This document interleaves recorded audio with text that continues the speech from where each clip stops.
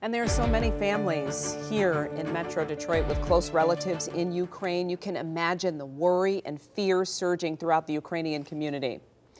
We're joined now by Mykola Murskyj, chair of the Ukrainian-American Response Committee of Michigan. Mykola, thank you for being with us this evening. Thank you. Well, first, I understand you had a trip planned for Ukraine that you had to cancel. Yes. 4 or 5 weeks ago, I was supposed to move to Lviv, which is in Western Ukraine, to teach political science at the Catholic University there. And the day before my flight was supposed to leave, the State Department issued its level 4 warning, and I wasn't able to go. So share with us your thoughts about, what you see unfolding and what you believe will be to come. So I think that we're in a particularly frightening time for a number of reasons, for 3 reasons.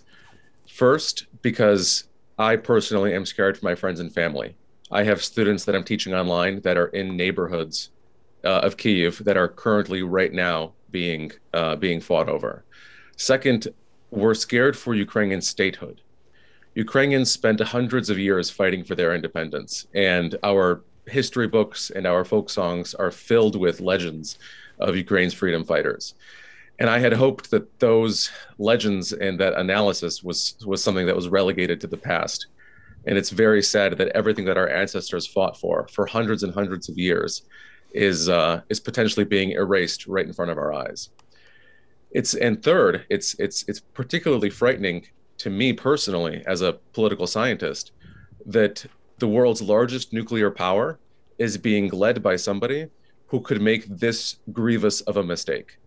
Putin is going to be bogged down in Ukraine, and this will not be an easy victory. This will be like Afghanistan was for the Soviet Union, like Afghanistan was for the United States, like Vietnam was. This is not going to be an easy victory, if it even is a victory for the Russian Federation.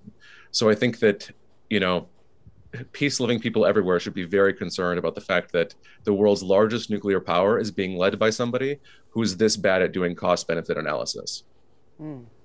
And so, when we see the situation unfolding and, all men between a certain age, 18 to 60, I believe the range is, being told not to leave the country.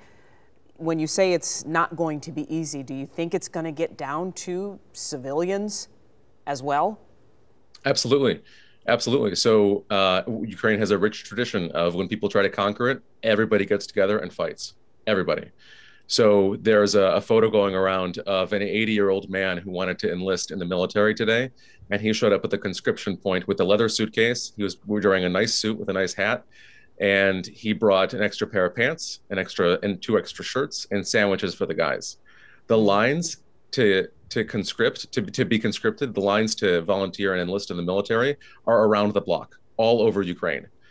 Young men, young women, older women, everybody is invested in Ukraine's security. If maybe 10, 15, 20 years ago, it was true that there was a large contingent of pro-Russian Ukrainians, that is now no longer the case. The entire country is unified. And if Putin has done 1 or 2 things good for Ukraine, it is that. He has unified the entire country against him. Well, we'd love to talk more, Mykola. We're out of time. I want to hear more about what your organization does, but we know that you'll be at the ready for those who need help. Absolutely. Yes. All right. We have our goal was to snap into action should the worst happen, should there be an invasion. And unfortunately, 2 days ago, there was. So we're collecting humanitarian aid. We have accounts open for people who want to donate. We are liaising with our public officials to make sure that we increase the cost of escalation for Russia. Yeah, there's a lot of work. All right. Well, thank you for joining us tonight. And all we can do is hope for a peaceful and swift end as soon as possible. Thank you very much. Thank you. All right. We're going to stay on top of the latest developments on Ukraine throughout the night. And you can follow the coverage both on air and online, WXYZ.com. Dave.